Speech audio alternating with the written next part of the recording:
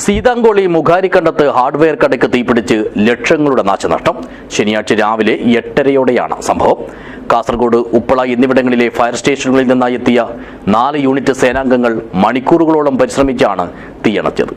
This news sponsored by ഗുണമേന്മയോട് കൂടിയ ഉൽപ്പന്നങ്ങൾ മിതമായ നിരക്കിൽ Srikrishna hardwares, MG road, Kasaragod. മുഖാരിക്കണ്ടത്തെ ആർട്സ് എന്ന ഹാർഡ്വെയർ വ്യാപാര സ്ഥാപനത്തിലാണ് വലിയ തോതിൽ തീപിടിച്ചത്.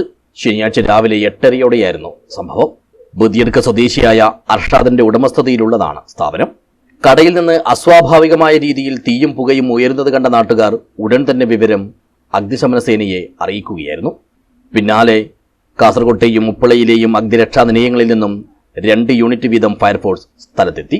ഈ 4 യൂണിറ്റ് സേനാംഗങ്ങൾ മണിക്കൂറുകളോളം പരിശ്രമിച്ചാണ് തീയണച്ചത്. കുമ്പള ഇൻസ്പെക്ടർ KP വിനോദ് കുമാറിന്റെ നേതൃത്വത്തിലുള്ള പോലീസ് സംഘവും സ്ഥലത്തെത്തിയിരുന്നു.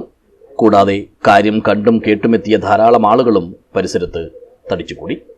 ഗ്രാമപഞ്ചായത്തിലെ മുക്കാരികണ്ട പ്രദേശത്ത് ആർസ് എന്ന് പറയുന്ന ഹാർഡ്വെയർ ഷോപ്പ് ഇന്ന് രാവിലെ 8:30 മണിക്ക് യാദർശികമായി തീപിടിച്ച് ഒരുപാട് നഷ്ടങ്ങൾ സംഭവിച്ചു.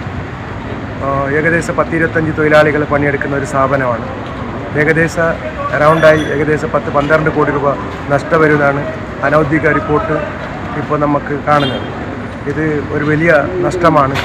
ഇതിൻ്റെ കാര്യത്തെക്കുറിച്ച് ഗൗരവമായി അന്വേഷണം നടത്തി ബന്ധപ്പെട്ടവർ അതിനുവേണ്ടി സംവിധാനം ചെയ്യണമെന്നാണ് ആവശ്യപ്പെടുന്നത്. തീയണയ്ക്കുന്നതിനിടെ ഒരു ഫയർഫോഴ്സ് ഉദ്യോഗസ്ഥന് ചെറിയ തോതിൽ പരിക്കേൽക്കുകയും ചെയ്തു.